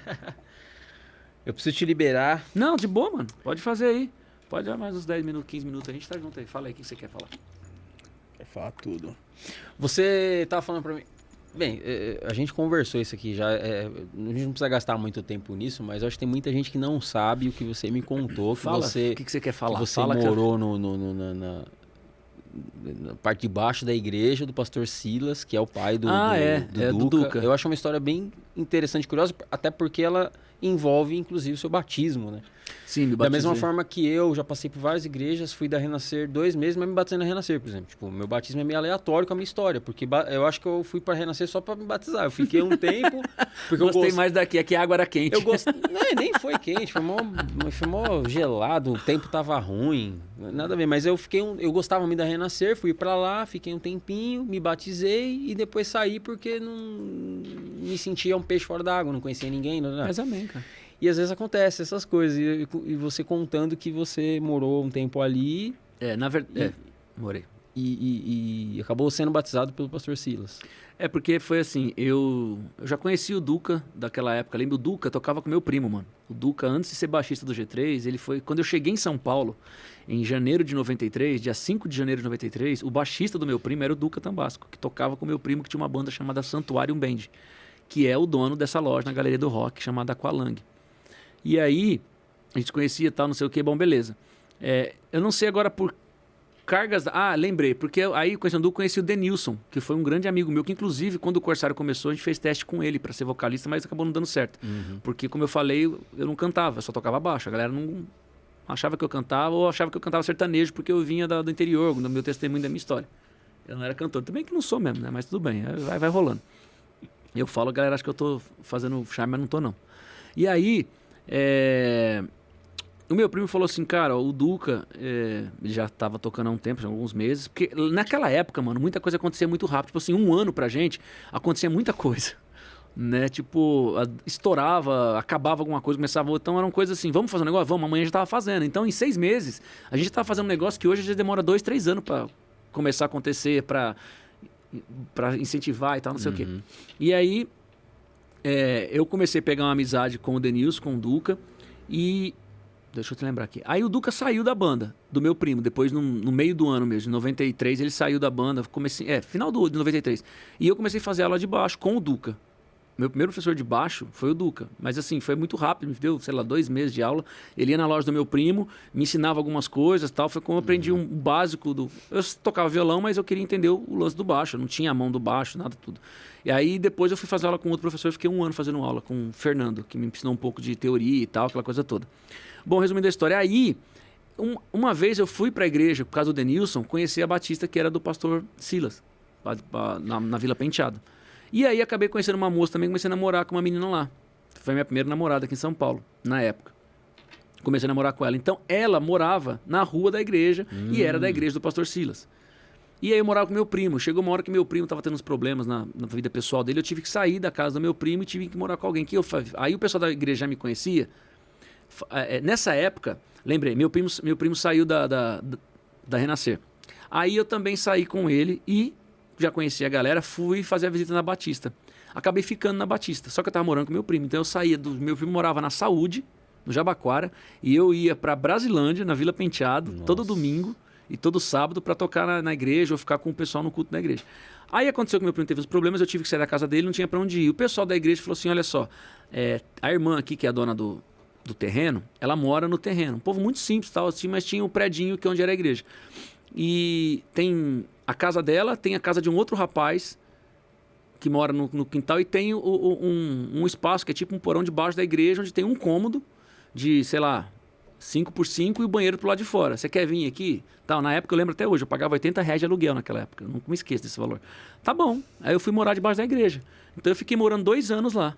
Né? Foi lá que eu escrevi Autor da Vida, foi nesse porão que eu escrevi Autor da Vida, que você está perguntando. E eu fiquei 2 anos na igreja como membro. Então eu tocava nos cultos de quarta-feira das irmãs à tarde, às vezes quando eu não estava trabalhando. Todo final de semana eu estava na igreja. Eu tocava nos cultos, quer dizer, eu era baixista bem meia boca ali, mas estava ali fazendo. Eu amava estar na igreja. Mano, eu amava estar na igreja. Adoro até hoje, mas assim, naquela época, eu era novo convertido, eu tinha 1 ano e pouco, 1 ano e meio de... E aí eu não tive tempo de me batizar na Renascer. Naquela época eu cheguei, fiquei com meu primo, depois ele saiu e tal, 1 ano e meio. Quando começaram as aulas para o batismo, eu já era da Batista, que eu era membro da Batista do Pastor Silas, comecei a fazer o curso de batismo e me batizei no dia 22 de abril de 94. Foi o dia do meu batismo e eu me batizei dentro da igreja do Pastor Silas Tambasco, que foi meu pastor por 2 anos, depois virou ele foi um pai para mim durante esses 2 anos ali. Eu convivi com eles durante uns 4 anos, que eu fiquei ali na igreja quase, mas morando debaixo da igreja, eu fiquei 2 anos. Depois eu saí, fui morar em outro lugar da Zona Leste e tal, e morei na Vila Prudente. Fui morar no Heliópolis também. Minha prima me chamou para morar com ela. Morou em muito lugar que minha prima me chamou para morar com ela, porque viu que onde eu estava morando, aquela coisa toda, tal. Aí me chamou para morar com ela no Heliópolis. Tinha acabado de construir um predinho bem no meio do Heliópolis ali, lá dentro mesmo, não é favela que fala hoje. Comunidade, muito obrigado. Porque ainda estou com a minha cabeça antiga e para mim era muito normal, mas beleza, hoje a gente fala comunidade. Né? Para não parecer que eu estou sendo pejorativo. E eu fiquei 1 ano morando com a minha prima lá dentro. Eu saía dos eventos que a gente tocava com a Corsário, lá embaixo, no Sacomã, que não existia aquele metrô, nada disso que existia. Eu com meu baixo nas costas, 2 horas da manhã, subia a rua todinha ali. Não sei se existia nem a linha verde, quanto mais... Não existia nada ali. Não existia nada. Porque o Sacomã é bem recente. Não existia nem o fura-fila, inclusive. E eu subia ali na Sacomã, ali, aquela parte ali, de baixo ali, subia a rua todinha, passava em frente a uma delegacia que tinha ali bem no comecinho da comunidade, e eu ia pro predinho da minha prima várias e várias vezes. Então, assim, foram muitas histórias que aconteceram, mas essa especificamente aconteceu ali, e foi ali que eu criei essa amizade com o pastor Silas, que virou um pai naquele momento para mim, me cuidava realmente, me ajudava muito. A minha porta que eu coloquei na casa, porque a casa que eu morava ali, ela não tinha porta. Então eu tive que abrir um buraco e fazer uma porta. Era um cômodo só. Ele que fez a porta para mim, ele colocou a porta para mim, ele que nivelou, fez o batente, a gente cimentou, eu ajudei ele, fui servente. Ele, assim, então, tipo, eu tenho um carinho, um respeito por ele muito grande. Foi ali que eu comecei a pegar mais amizade com o Deio, com o Duca, né? Porque eu era da igreja, né? Aí logo seguido do Duca, em 94, no final do ano, ele foi convidado para ir pro G3. Né? Eu me lembro quando os caras do G3 ligaram para ele, a gente tava lá no bairro, a gente ficava sempre juntos, falaram com ele no orelhão, ele foi até lá ligar pros caras, no orelhão do boteco que tinha ali na esquina, que a gente tomava Coca-Cola, era bem na esquina assim, aí voltou, falou que tinha sido convidado para tocar no G3, o Deio tinha acabado de entrar no Catos Barné, alguma coisa assim, foi também finalzinho de 94. Junta. Que loucura. Rapaz. Então tem muita história, e dali surgiu, o Autor da Vida veio desse porão, que foi uma grande bênção na minha vida, cara. Show de bola. Inclusive o Deio vai estar aqui no próximo episódio. Olha a ideia. Se Deus Pode quiser, confirmar. Mano, nós vamos trocar muita ideia. Eu não costumo fazer essas perguntas, não, mas... Pode fazer, mano. Eu vou tocar por enquanto alguma coisa ou posso deixar Já você vai tocar então para encerrar. Aqui, tá? Para encerrar, eu quero que você toque uma do Peregrino. Escolhe uma. Quer que eu toque uma do Charlie Brown Jr.?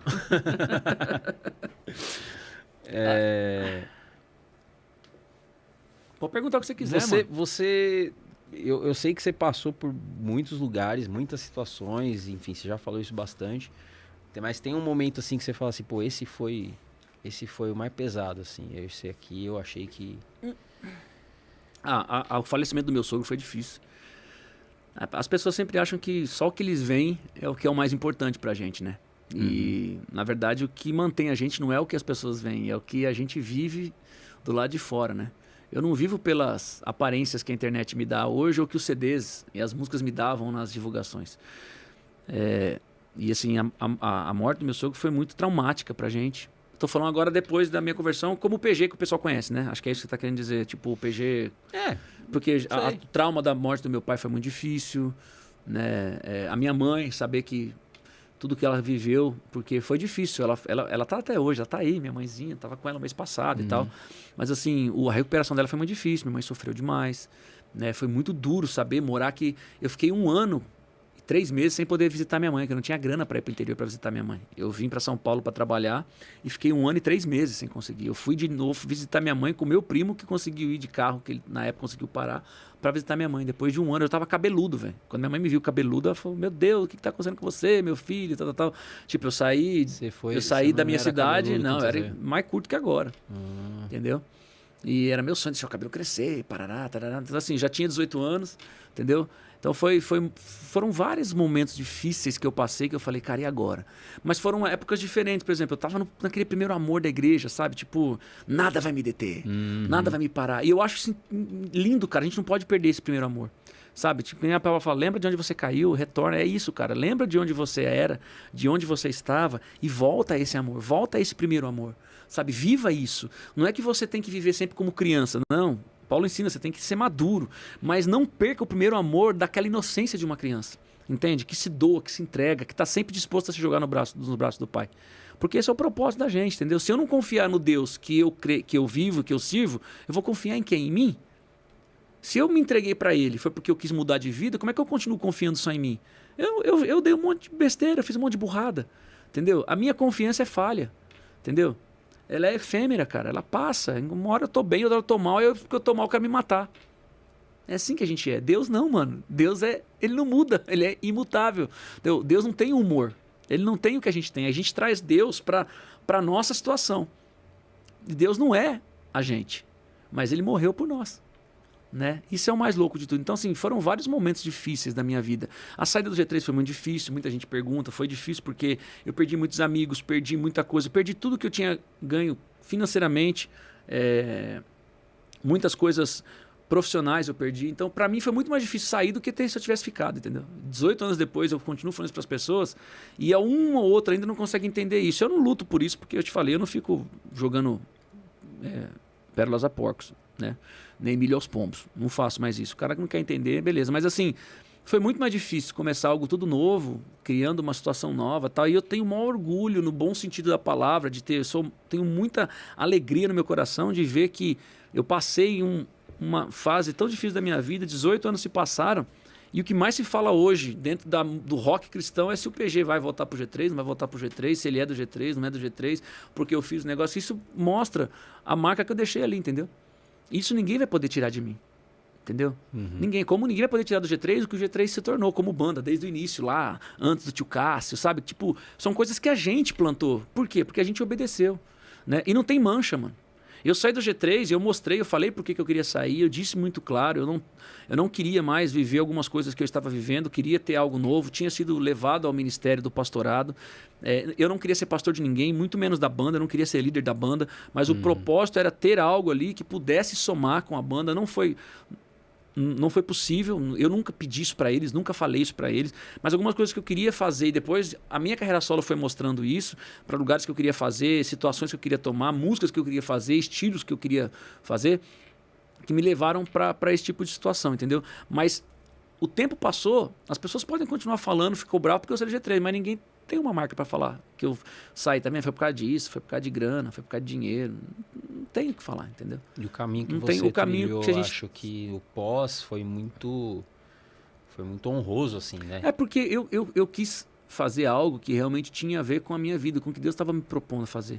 Com essa história de a minha vida pessoal e ministerial, elas se fundem totalmente, entendeu? O meu testemunho de vida tem a ver com o que eu faço, com o que eu canto, cara. Entende? Eu não sou aquele cara que estudou para ser cantor ou que estudou para ser crente. A minha transformação de vida me fez estar aqui onde eu estou hoje. Entende? Eu falei isso numa entrevista com um amigo meu esses dias, eu vou falar para você isso aqui. Eu sou tipo Sansão, mano. Eu entendo que a minha força está em Deus. E Deus falou assim, ó, você é isso aqui, não faça isso e não faça isso. Porque o dia que você abrir mão disso, você vai abrir mão daquilo que eu tenho para você. Não é uma religiosidade, não é... mas tá falando do Velho Testamento. Eu estou falando de coisas que Deus falou comigo. Entende? Eu não sou aquele cara que estudei pra caramba pra ficar um cantor famoso. Não, eu nunca pensei nisso. Quando eu encontrei Jesus, mano, o que eu queria era servir a Deus de coração, porque eu queria ter vida. Eu sei o que é estar na beira da morte e eu sei o que é dar valor na vida. Eu não dou valor na vida porque eu sou um cantor gospel. Entende? Por isso que eu sou tão veementemente contra pessoas que usam o nome de Jesus, usam o nome da fé apenas para se promover. Eu não fiz sucesso tentando achar um sucesso. Eu apenas fiz a minha vida e escrevi as minhas histórias. E as minhas histórias entraram no sucesso. O sucesso teve que me engolir. Entendeu? Eu não fui comprar sucesso. Então hoje, talvez eu não seja o galo que está na crista da onda, mas no meu terreiro, no sentido, trazendo pro galo, né? Porque os caras falam, tô falando do galinheiro. Ali no terreiro do meu galinheiro, eu sei quem eu sou, entendeu? Eu sei o que eu fiz. E eu sei que não foi por mim. Sansão não tinha força porque era por ele. Entende o que eu quero... Sim. A analogia que eu estou fazendo é isso. Tipo, a minha força não é minha. Deus falou, ó, você não vai cortar o cabelo, você não vai raspar a barba, você não vai tomar bebida forte. Estou falando na situação de Sansão. Deus falou, filho, não é pelo que você faz. Estuda, pratica, corre atrás. Eu amo fazer o que eu faço. Eu amo estudar aquilo que eu vivo, que é música, me aprofundar cada vez mais. Sou produtor há tantos anos, faço música, produzo música, gravo, me aprofundo na palavra. Desde que eu me converti, meu maior desejo é cada vez conhecer mais, mas não para querer discutir com ninguém, para querer debater com ninguém Bíblia, cara. Eu não estou a fim de debater Bíblia com alguém. Tem gente que acha que assim, então ele não vai fazer isso porque ele não conhece. Não, eu não preciso fazer isso, cara. Jesus conhecia tanto, ele não ficou debatendo com quem queria brigar com ele. Porque ele tinha mais coisa para fazer, o propósito dele era salvar, não era discutir. Então eu vejo isso na minha vida. A minha vida foi feita para isso. Quando eu perder esse propósito, eu tenho um voto com Deus. O dia que eu perder esse propósito, que Deus me leve antes. Eu não quero deixar essa terra sendo mais um peso morto para aquilo que Deus chamou para fazer. Entendeu? Então, que a minha vida, mano, o que eu faço, independente de estar dentro de um busão, dentro do meu carro, ou num evento, ou num jogo do Corinthians, no estádio, que eu quero ser referência, mano. Não interessa. Eu posso estar num lugar, mas não preciso ser aquilo que as pessoas querem que eu seja. Entendeu? Eu posso estar num jogo lá, o cara do outro lado tá xingando o juiz que nem um maluco. Eu não preciso xingar. Eu tô lá para ver o jogo, eu não tô lá para xingar o juiz. Eu não preciso me corromper por aquilo que as pessoas acham que é normal. Entendeu? E assim eu vivo minha vida, cara. Então, assim, foram muitos momentos difíceis. E nesses momentos, eu vivi o que eu falei da minha mãe, da história do meu irmão, da minha história, da história da perda do meu pai, que eu e meu irmão a gente sofreu muito, a situação de sair do G3, no meio do caminho, sabe, o CD de um lado a outro, muitos fãs que são roqueiros, os mais ortodoxos e tal, foi o melhor CD, mas foi a pior época da minha vida, assim, financeira, profissional, entendeu? A gravadora não queria divulgar muito o CD porque era muito pesado, porque estava concorrendo com o G3, entendeu? Depois eu fui descobrir esse tipo de coisa, tipo assim, era uma coisa minha, mas, pô, vai brigar, com quem que a gente vai divulgar? Tem muito isso, o profissional tem muito disso, entendeu? Então, assim, foi uma fase difícil da minha vida, quando a gente ficou grávido, minha esposa ficou grávida da Radassa, foi o ano mais difícil da minha vida, não tinha onde morar, eu fui arrumar uma casa que um amigo meu disse que conseguiria uma carta de crédito, isso hoje que nem existe mais, mas o cara ia conseguir, ele trabalhava nesse meio, e ele falou, eu fui, acreditei no cara, não saiu a carta de crédito, eu tive que sair dessa casa que a gente comprou, a gente alugou com um contrato de compra, o dinheiro que eu tinha, que eu ganhei, na época do G3, eu investi nessa casa para poder fazer benfeitoria, achando que ia ficar a minha inocência de acreditar na palavra das pessoas, sair com uma mão na frente e outra atrás, entendeu? Quando eu fui morar em Guarulhos, que foi quando eu conheci o Theo e tal, que o Theo falou que morava lá e para eu conhecer e tal, aquela coisa toda, depois veio tocar comigo. Não, já tocava comigo há um ano, falha a memória. Aí, cara, eu saí, eu não tinha R$1.000 para dar de entrada numa casa, eu não tinha R$1.000 para dar de entrada numa casa para comprar. Ninguém compra casa com R$1.000, eu não tinha 1.000. E o cara me conheceu a minha história, eu contei a minha história pro cara, o cara me levou para conversar com o vice-presidente da empresa, da construtora, lá na Faria Lima, na Paulista. O cara olhou e falou assim, mano, esse corretor aqui é meu amigo. O cara andava de Audi, mano. Uma A6, o corretor. Tá ligado? Tipo assim, eu não era ninguém, mano. Não tinha nada, entendeu? Eu tinha um Uninho velho que eu consegui pegar. Não tô falando velho, não é por causa do Uno, não. Tô falando assim, tipo, eu tinha um carro melhor, vendi tudo, fui investir. Tinha um carro que não abria o vidro, o ar-condicionado não funcionava, entendeu? Então, assim, minha filha acabou de nascer, um monte de situação, um monte de perrengue, um monte de problema. Dívida para acertar, para resolver, que você acreditou e tal. O cara olhou e falou assim para mim, ó, esse cara é meu melhor corretor, ele é meu amigo há mais de 10 anos. Se ele tá falando que confia em você, eu confio em você. O cara fez um contrato, a gente assinou um contrato, sem ter a grana, acreditando que a gente ia conseguir pagar. Nunca atrasei um mês. Os shows que a gente tinha na época, antes de lançar o Eu Sou Livre, era para pagar a casa. Todo mês. E aí o que sobrava, a minha mãe morava comigo, a minha mãe fazia a compra pra gente, porque a minha mãe ganhava a aposentadoria do meu pai. Com a aposentadoria do meu pai, durante 1 ano e pouco, a minha mãe fazia a compra pra gente, porque a gente trouxe a minha mãe pra morar, pra ficar comigo um tempo, até porque ela tava sozinha, e ela queria ajudar a cuidar da Radassa. Então, assim, foram momentos muito difíceis, da saída do G3, nessa história toda. Tem muitas, todas as histórias se cruzam, entendeu? Mas em nenhuma delas, cara, eu desisti do que Deus podia fazer na minha vida. Não é desistir, porque eu já até pensei em desistir várias vezes, de música, de tudo, desse meio, cara. Assim, tem hora que eu sinto nojo, entendeu? Desse meio. E não é por causa dos religiosos, não é disso não. É de gente chata mesmo, de gente insuportável, sabe? Que acha que sabe de tudo da sua vida, acha que viu um vídeo na internet e sabe tudo sobre a sua história. Ninguém tem ideia do que você passa no dia a dia, entendeu? Tipo, o cara só dá valor pra você parece quando você morre, entendeu? Então, tem muita coisa que acontece na vida da gente que a gente vê que foi uma grande luta, mas em todas elas, ô Zola, eu tento buscar um aprendizado, cara. Todas, em todas elas. Uma coisa que eu aprendi com Jesus, até na música Te Escolhi, uma vez eu fiz um testemunho e falei sobre isso. Quando eu escrevi Te Escolhi. Deus falou muito claro para mim, filho, desculpa, gente, não despreze nem um momento as dores, mesmo que elas sejam muito difíceis, ou não despreze os pequenos momentos ou situações da sua vida, porque em todas elas você pode crescer, se você entender quem eu sou e colocar na minha mão. Assim, eu poderia pegar uma situação ruim, dolorosa, de morte, de dor, de perda, de separação, qualquer coisa, e poderia me sentir pior. Eu estava mal. Uma coisa não tem nada a ver com a outra. Eu chorei, eu questionei, eu falei por quê muitas vezes, mas eu nunca deixei de confiar e de acreditar. Confiar. A certeza das coisas que a gente não vê, mas a gente crê, isso é fé. Entendeu? Se a minha fé foi só pela minha música, ou pela palavra bonita que eu tenho, ou pelo estudo da teologia que eu tive, então isso não é fé, mano. Entendeu? Fé é muito diferente, muito, muito, muito maior. Isso, eu não sou o dono dela, nem sou o cara mais, talvez, que tenha a maior fé do mundo e nem estou preocupado com isso. Mas, cara, no que eu preciso do Senhor, cara, eu busco nele. Eu não tenho não tenho outro caminho, cara. E nisso eu vou vivendo, cara. Já tive muitos momentos difíceis, Zola, muitos, assim, que me baquearam bastante. Mas em nenhum deles, cara, eu olhei e falei assim, desisto, Deus, não quero mais você. Eu não consigo, cara.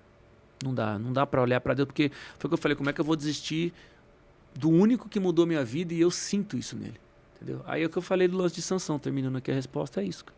Como é que eu vou deixar de crer naquele que me deu toda a força, que me separou para um propósito, separou não porque ser melhor que alguém, mas separou para algo que eu tinha, como todos têm, todos nós temos esse propósito, né? E propósito não é ser famoso, propósito é cumprir a vontade de Deus, né? Ser famoso na Terra é uma coisa muito simples, que lá no céu ninguém vai olhar pra gente pela fama que a gente tem. É pelo propósito que a gente cumpriu diante de Deus, para aquilo que foi colocado, proposto pra gente, e a gente cumpriu. Amém, mano. É isso aí.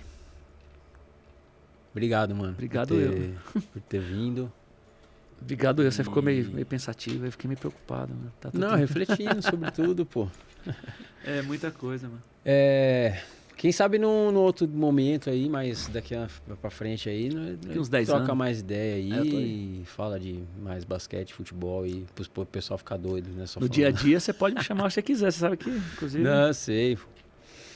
E eu não vou desconsiderar o chamado para tomar um café na sua casa. Não, o café já tá. Eu já te convidei. Vou desconsiderar isso. Eu já te convidei, ele sabe disso, viu, galera? Só que ele é muito ocupado, né, mano? Não. Eu que tô lá na roça. Mais ou menos. Tô velho já.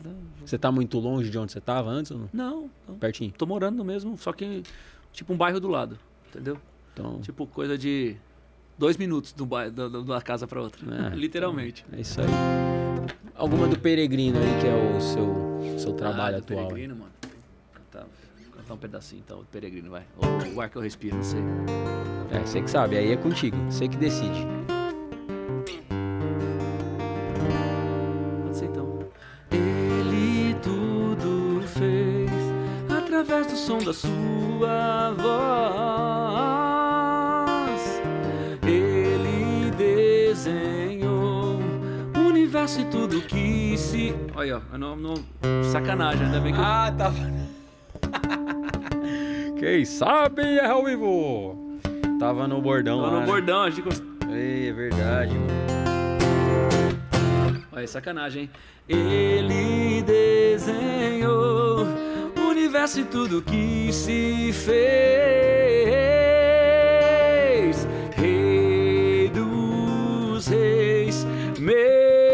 Salvador.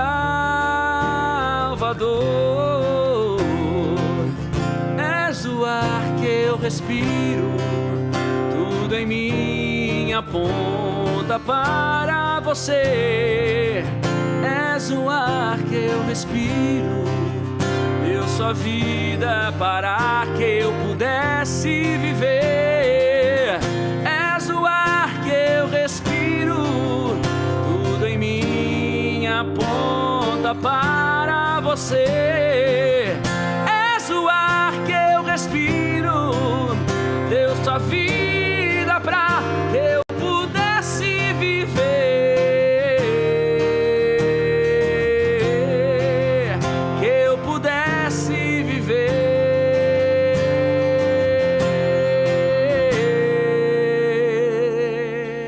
É isso aí, show de bola.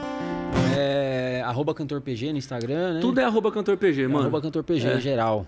Onde eu tô. YouTube e tudo mais. YouTube, Twitter, Instagram, é isso aí, né? E Facebook. Esse ano tem coisa nova ainda ou só pra Tem. O projeto é ter coisa nova, mas ainda linkado ao Peregrino, né? Porque não tem nenhum ano, né? De vida, apesar de... Mas a gente foi lançando uma música a cada mês, assim. Sim. Lançamos a última agora o mês passado, em março. Não, agora mês retrasado, agora já tá em maio. Mas foi na metade de março. E eu espero no meio, lá pra, sei lá, meio não, mas... final de julho, começo de agosto, ter alguma coisa nova para somar com esse lance do Peregrino, mas a turnê, os shows e tal, a gente vai continuar com o Peregrino até o final do ano. Porque a turnê a gente tá mesclando um monte de coisa, né? As músicas do Peregrino, tô tocando músicas as mais conhecidas da fase da carreira solo, tô trazendo algumas músicas da época do G3, fazendo com o Power Trio, né? Então tá bem legal, assim. Às vezes o Juninho... o Juninho fez porque a gente tocou em alguns 2 eventos que o pessoal chamou ele para pregar. Né? Mas é óbvio que a Miguel de colocar ele pra tocar comigo. E a gente é amigo pra caramba, brother. A gente fez um ensaio. A gente fez um ensaio no estúdio do meu irmão, inclusive, antes de fazer o primeiro evento. A gente já fez 2 ou 3, se não me engano, cara. Acho que foram 3. Que aí eu faço. E como eu toco essas músicas que a gente tocou junto, a gente já tá fazendo elas realmente ao vivo, né? O Caminho, o Tempo, Necessário, Naves Imperiais, mais umas 2. E aí ele topou, então eu toco, faço o show, só que agora ao invés de fazer, porque eu coloco todo mesclado no show. Quando o Juninho fez comigo essas vezes, eu toquei as minhas músicas e tal, e no final chamo ele, a gente termina junto, faz umas 5, fez 5 músicas que a gente faz junto. E aí foi legal, ele vai, de vez em quando a gente vai com a gente lá, o Juninho é figuraça. Show de bola então, galera, você já sabe o que fazer aí, se inscrever, ativar o sininho, aquelas coisas todas. Agradecer mais uma vez. Obrigado. Você, prazer falar com você, viu, mano? Espero não atrapalhar o seu futebol aí. Não. Vai dar tempo. E logo... tranquilo, de boa. Logo a gente se vê e se fala, tá em bom? nome de Jesus. Se eu esqueci alguma coisa, já foi. Já tá esquecido. Tá. Lembrei que eu ia falar. Que maio é um mês abençoado. Não poderia te convidar num mês melhor. Das mães, né? E é seu aniversário em maio também, não é? Meu também. É o seu? Da minha esposa. Então é tudo em maio. Então é de bom. Ela faz dia 7, você faz dia... Não lembro. Eu faço dia 32. Não. Fala aí. Eu falo, não, pra quê, Fala, mano? para as pessoas te xingar lá. Pô. Não, 76 o ano eu falo, 7,5. É 18. Tá nas pessoas, o Notícias Oficina G3, ele vai largar lá. Todo mundo sabe, até o Wikipédia sabe. Qualquer coisa. Então, eu meu é 31, eu fecho o mês. Maravilha. É isso aí. Que dia que é? É 31 mesmo? 31. Último dia? Último dia. Caraca, meu pai é dia 29. É mesmo? Minha esposa é dia 7, minha irmã 20, meu pai 29 e eu 31. Caraca, vocês são uma família de maio, hein? Família de maio. Maio é um mês muito lindo. São as águas de maio. Tudo bem que é de março, mas a gente... Isso aí, gente. Muito obrigado. Deus abençoe. Até o próximo episódio com o Daí Tambasco. Valeu! Um beijo!